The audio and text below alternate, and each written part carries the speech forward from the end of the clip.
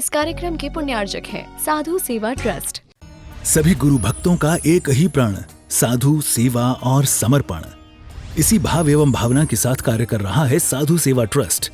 हम जानते हैं हमारे गुरुओं ने हमें इतना सब कुछ दिया, परंतु हमने अपने गुरुओं के लिए क्या किया, ये सवाल जरूर उठता है। देश के कई ऐसे प्रांत हैं जहां पर दिगंबर मुनियों को विहार करने में बहुत कठिनाई आती है। चौके वाले न मिलने पर विहार के दौरान आहार की व्यवस्था भी नहीं बन पाती।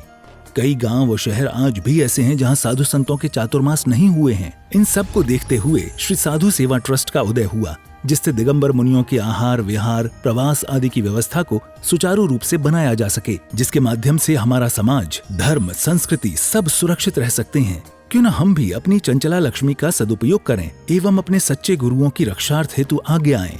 योजना: परम संरक्षक 1,11,111 रुपए, वरिष्ठ संरक्षक 51,151 रुपए, संरक्षक 31,131 रुपए, आजीवन सदस्य 21,121 रुपए, सदस्य 11,111 रुपए। खाता विवरण: account name VVSP Sadhu Seva trust, bank name HDFC bank limited, account number 50200073358170, IFSC code HDFC 0001273, trust PAN card AADTV 8567E, mail ID vvspsadhusevatrust@gmail.com।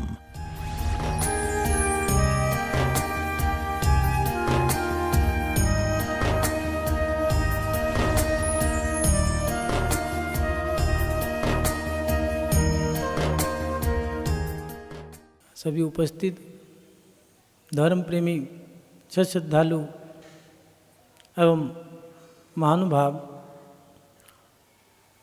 हम अपने जीवन में धीरे धीरे एक के बाद एक पड़ाव पार करते हुए अपने अंतरंग की चर्चाओं की ओर या आत्मा के निकट पहुंचते जा रहे हैं। आचार्य कुंदकुंद स्वामी जी रहनसार में एक बच्चे को जैसे माता उंगली पकड़ा के धीरे धीरे धीमी गति से पहले उसे खड़ा होना सिखाती है, फिर चलना सिखाती है, फिर उसे मार्ग बताती है, उस मार्ग पर फिर उसे धीरे धीरे मंजिल तक पहुंचाने का काम करती है। ऐसे ही आचार्य कुंदकुंद स्वामी जी हमें अपने जीवन में धीमे धीमी गति से कैसे आगे बढ़ना है वो बता रहे हैं। व्यवहार में जिनेंद्र भगवान की पूजा, गुरुओं की सेवा, शास्त्रों का अध्ययन, सम्यक दर्शन, ज्ञान, चारित्र, इन तीनों को धारण करते हुए आगे बढ़ना है। निश्चय में भी आत्मा 3 प्रकार की होती है, आचार्य कुंदकुंद स्वामी जी ने बताया। अंतरात्मा, परमात्मा, ये 2 आत्मा विशेष हैं, लेकिन एक बाह्य आत्मा जो है, बाह्य रूप में जो फंसी है, ऐसी वो आत्मा, उसको आचार्य कुंदकुंद स्वामी जी ने कहा है कि बाह्यपने को छोड़ो, तब जाकर के आप अंतरात्मा में जाओगे। लेकिन आचार्यों की बातों को समझना कभी कभार थोड़ा क्लिष्ट हो जाता है। बाह्य क्रियाओं को छोड़ना ही धर्म नहीं है। अगर बाह्य क्रिया को छोड़ देंगे तो फिर तो सब कुछ गड़बड़ हो जाएगा।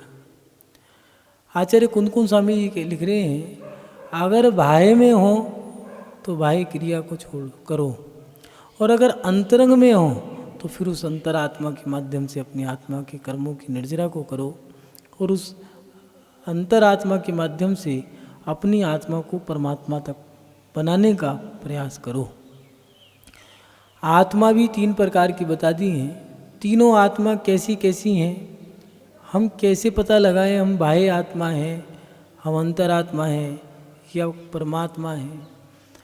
उन सब के भी लक्षण बताए हैं कि जो बाह्य क्रिया में, राग देश में, क्रोध मान माया लोभ कषायों में, पर में या फिर सांसारिक क्रियाओं में या फिर मान सम्मान में, ख्याति पूजा प्रतिष्ठा इत्यादि में, अगर कोई व्यक्ति इन्हीं क्रियाओं में अटका हुआ है, फंसा हुआ है, तो वो व्यक्ति अभी बाह्य रूप से क्रियाएं कर रहा है, अभी अंतरंग में नहीं गया। इसलिए इस अपेक्षा से उन्होंने बाह्य आत्मा बता दिया।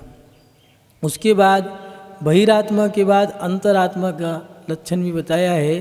अपने आत्मा में जो लीन है वो अंतरात्मा है। उसके बाद परमात्मा दिया है। इसके बाद परमात्मा जो है, जो ना बाह्य में है न अंतरंग में है, वहाँ क्या है? वहाँ तो जो हूँ सो हूँ चैव, जो है सो है। इसलिए सिद्धाल्य की चर्चा प्राय करके आचार्य भगवंतों ने कम की है। की तो है लेकिन बहुत ही शून्यता के अनुसार ही की है, क्योंकि सिद्धाल्य की चर्चा करना एक दुर्लभ सी बात है। जो जानत है वो कहवत नहीं, जो कहवत है वो जानत नहीं। बुजुर्गों की एक कहावत थी, जैसे जो सोवत है वो पावत नाही, जो पावत है वो सोवत नहीं। ऐसे ही जो जानत हैं वो कहवत नाही, जो कहवत है वो जानत नाही। अरिहंत परमेष्टि बोलते हैं लेकिन उनको तीनों लोकों का केवल ज्ञान प्रकट हो गया है। वो तीनों लोकों के बारे में जान रहे हैं, दिव्य ध्वनि घिर रही है। जिज्ञासा पूछने वाले ने भी सब जिज्ञासाएं पूछ ली है, लेकिन सिद्धाल्य के बारे में क्या कहें? तो उन्होंने भी कह दिया, जिज्ञासा पूछने वाले ने पूछ ली और बता दिया, वहाँ आत्मा आत्मा में लीन है, वहाँ क्या है? कुछ नहीं। इतना कह के बात खत्म कर दी। कुछ नहीं तो कुछ भी नहीं है।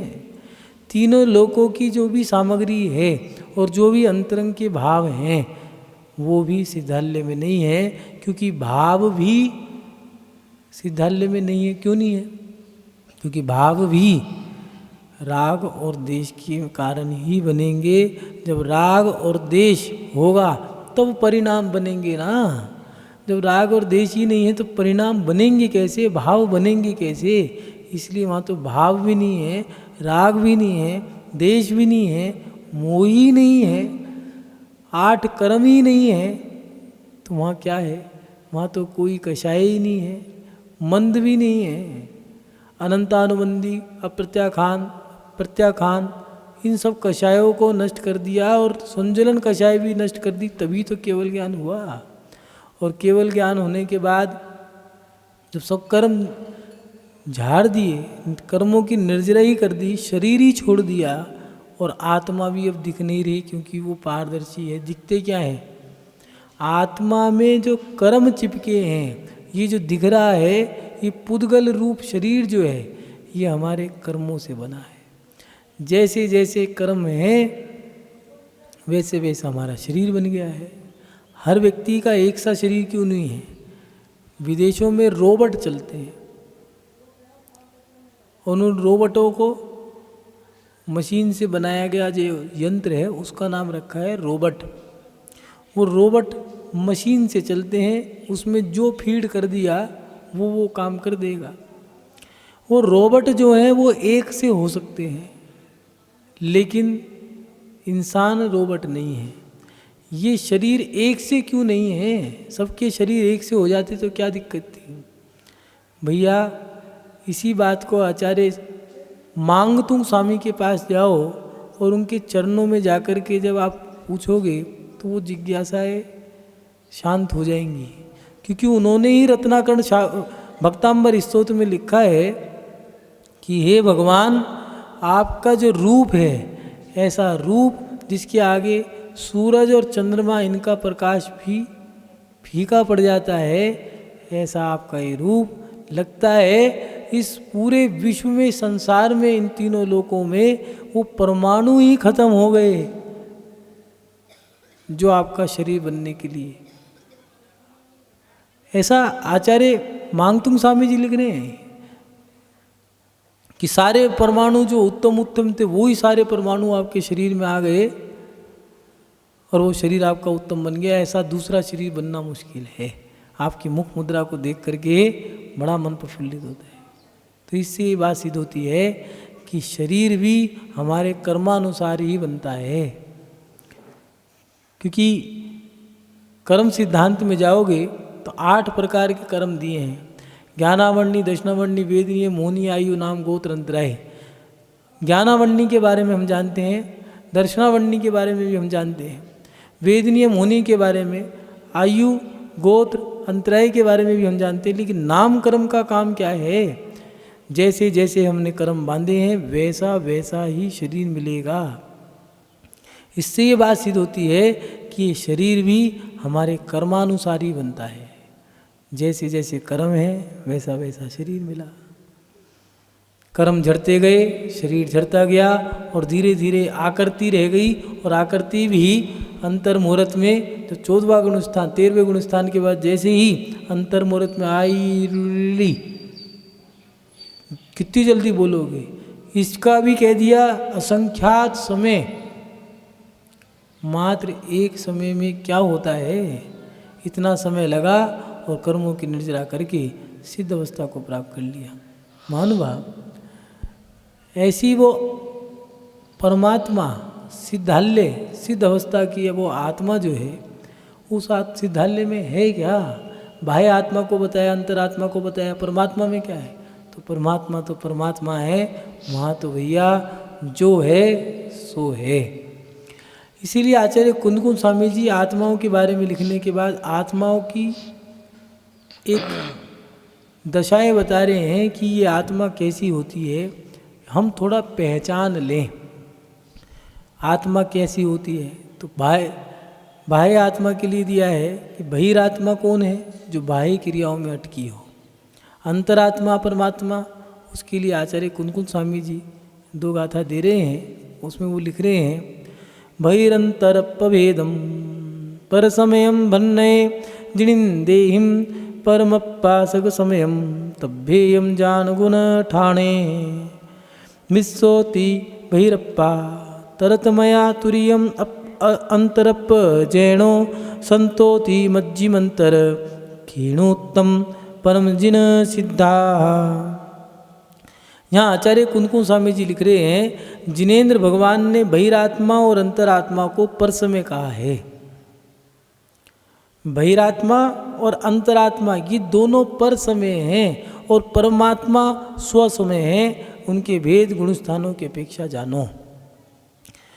आचार्य कुंदकुंज स्वामी जी की भाषा में कहें तो उन्होंने यहाँ पर फिर भेद कर दी आत्मा के। जो बाह्य क्रिया में है वो बहिरात्मा है, और अंतरात्मा जो अपने आप में अभी लीन हुई है वो आत्मा भी अभी बाह्य आत्मा में ही डाल दी। क्यों? क्योंकि वो भी अभी संसार में है, वो भी अभी स्वयं को स्वयं में लीन करने की भी प्रक्रिया है। तो मतलब अभी भी थोड़ा सा कुछ शेष बचा है। अरिहंत परमेष्टि समूह शरण विराजमान हो गया, और समूह शरण विराजमान होने के बाद समूह शरण की रचना हो गई।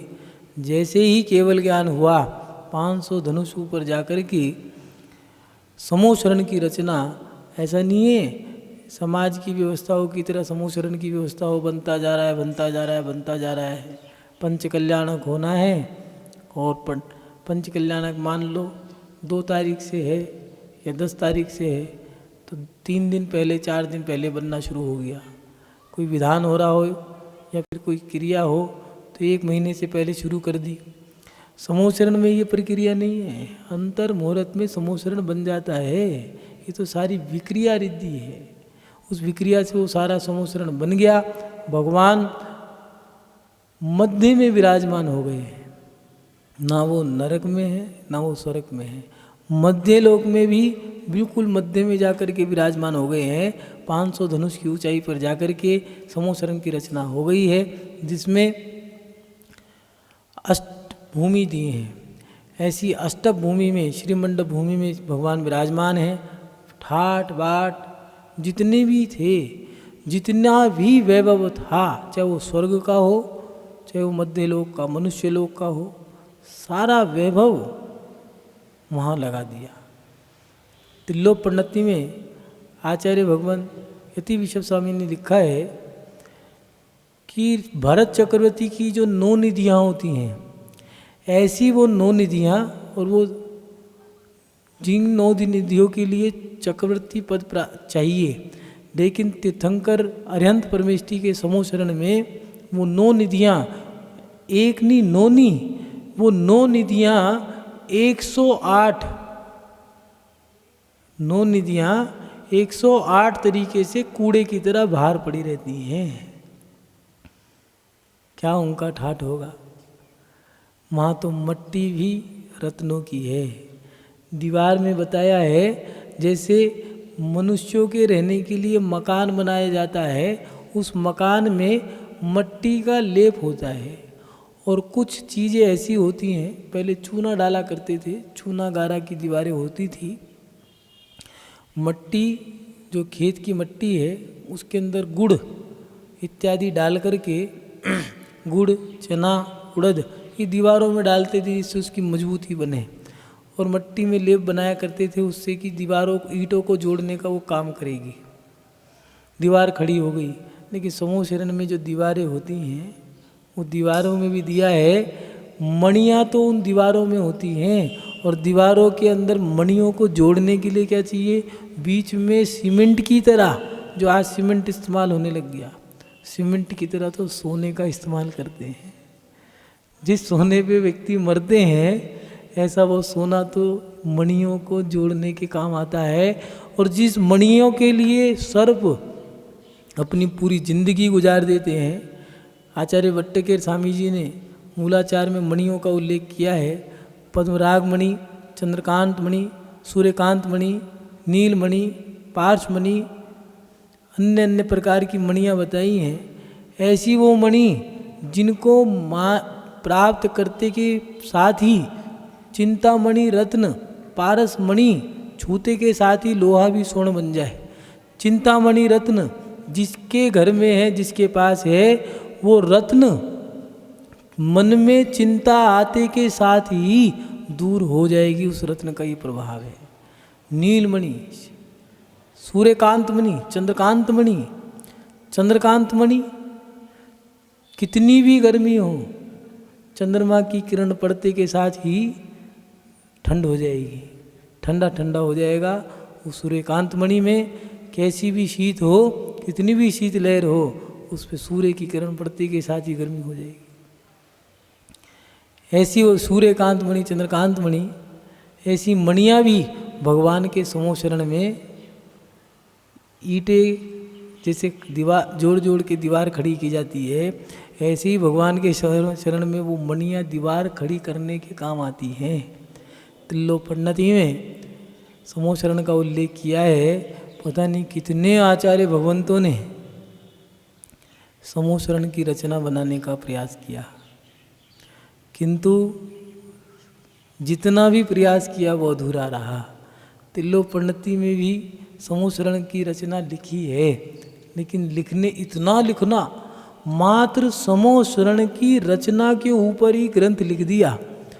लेकिन इतना ही नहीं, उन्होंने पूरा ग्रंथ लिखने के बाद कहा कि ये भी अभी कम है, पूरी बात तो केवल ही जाने।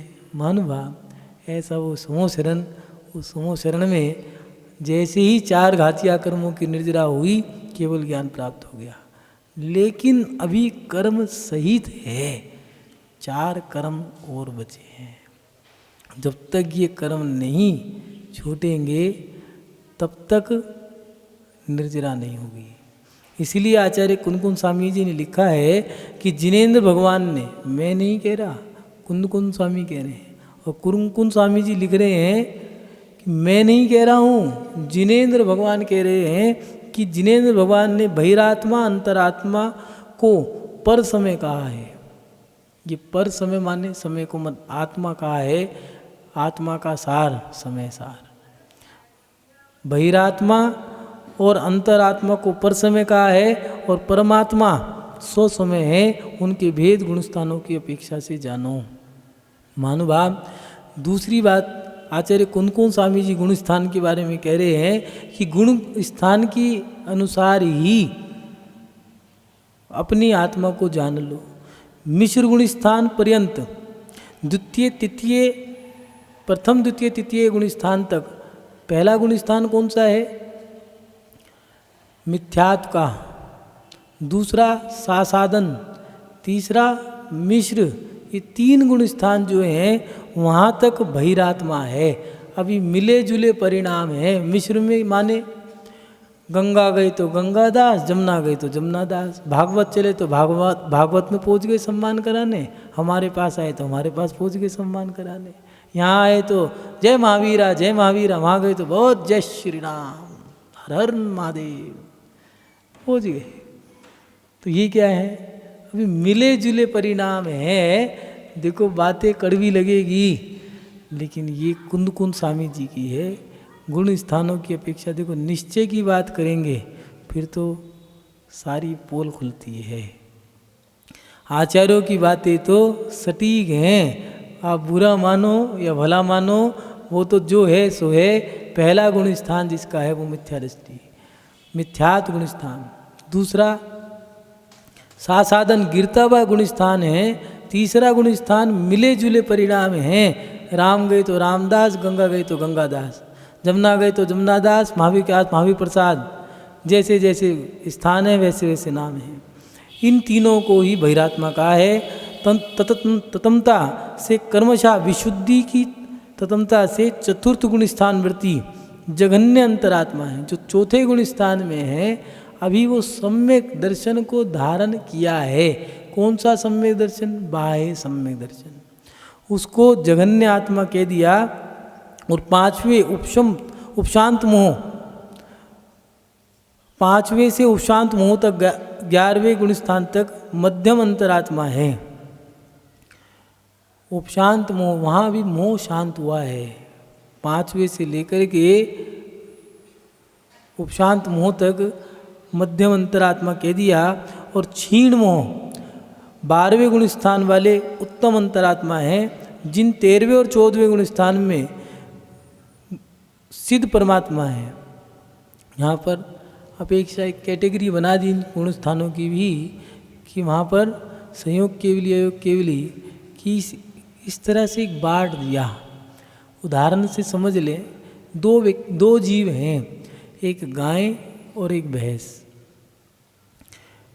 ऐसे ही धर्म भी दो प्रकार के हैं, एक सम्यक्त और एक मिथ्यात्व। भैंस को मिथ्यात्व समझ लो और गाय को सम्यक्त, क्योंकि भैंस की क्रिया भी कुछ ऐसी ही है। भैंस स्नान करने जाती है तो वो नदी में चली जाती है, लेकिन गाय नहाने जाती है तो उसको नहलाना पड़ता है, नहाती नहीं है। पानी पीने जाएगी तो नदी के भारी रहती है। दूसरी बात, घास खाने का जो तरीका है दोनों का वो अलग है। गाय ऊपर ऊपर की खाती है, भैंस जड़ से मूल से नष्ट कर देती है। दोनों के दूध में भी अंतर है। भैंस का दूध पीते हैं तो एक में प्रमाद आता है, और गाय के दूध को दिया है, पतला है, सुपाच्य है, सरल है, हल्का है। इसलिए नवजात शिशु को भी गाय का दूध पीने के लिए कहा है। अब दो चीज़ दे दी है कि आयुर्वेद में दिया है भैंस का दूध नहीं पीना चाहिए, इसीलिए वैष्णव धर्म में दिया है कि ठाकुर जी श्री किशन जी ने गैया का मक्खन खाया, गोपाल धन गौशाला, गाय का घी खाया है, गाय का मक्खन खाया है। 16 तीर्थंकरों ने जैन धर्म में गोक्षीर का आहार किया, भैंस के क्षीर का आहार नहीं दिया। महिषी क्षीर आहार ऐसा कहीं पढ़ने में नहीं आया, इसलिए गाय का दूध उत्तम दिया है। पहली बात तो गाय और भैंस में से भैंस को छोड़ दो। फिर दूसरी बात, गाय को ले लिया, दूध निकला तो समझ लो जीव की उत्पत्ति हो गई। दूध को पका दिया और पकने के बाद शुद्ध हो गया, तो मिथ्यात्व को छोड़ना सरल नहीं है। इसलिए अंतरंग को मजबूत करना पड़ेगा, तब जाकर के मिथ्यात्व छूटेगा। और जब दूध ला करके छान करके उसको पका दें तो दूध शुद्ध हो जाता है। अब वो दूध पीने से लाभ मिलेगा। ऐसे ही हमारे जीवन में दूध की तरह ही, जैसे गाय के थन से दूध उत्पन्न हुआ, ऐसे ही माँ के उदर से जीव की उत्पत्ति होती है। माँ के उदर में जीव का जन्म हुआ और माँ की कुक्षी से जीव की उत्पत्ति होती है। और फिर जब जीव बड़ा हो जाता है तो उसमें सम्यक दर्शन को उसके अंदर मजबूत करना पड़ता है, संस्कार डालना पड़ता है। ऐसे ही दूध को जैसे जैसे पकाया जाता है ऐसे ऐसे ही हमें अंतरंग से संस्कार मिलते हैं। जब संस्कार देते हैं तो हमारे अंदर से जो आत्मा है वो शुद्ध होती चली जाती है। ऐसे ही दूध को शुद्ध करने की प्रक्रिया है। दूध शुद्ध हो गया और उसके अंदर एक चांदी का सिक्का डाल दो तो धीरे धीरे दूध की पर्याय बदल जाती है।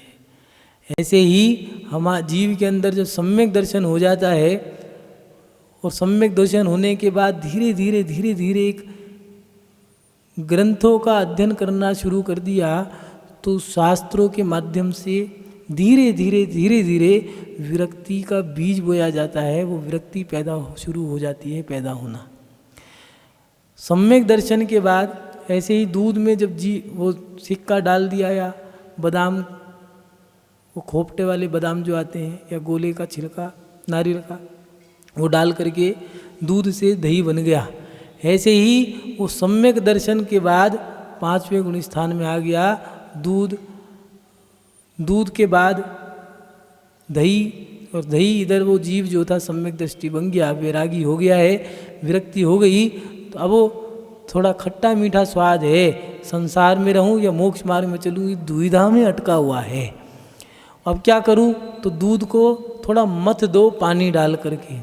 वो दूध से दही से पानी डालकर जब मथ दोगे तो मथने के बाद नवनीत निकल के आएगा। ऐसे ही मनुष्य पर्याय में सम्यक दर्शन होने के बाद जब विरक्ति उत्पन्न हो गई, थोड़ा सा मत लो अपने आप को, घर छोड़ने के लिए आगे बढ़ो। थोड़ी सी खींचातानी होगी, घर वाले इधर खींचेंगे, वैराग इधर खींचेगा, दोनों तरफ से खींचातानी चलेगी और फिर एक नवनीत निकल के आएगा जिसका नाम है मक्खन।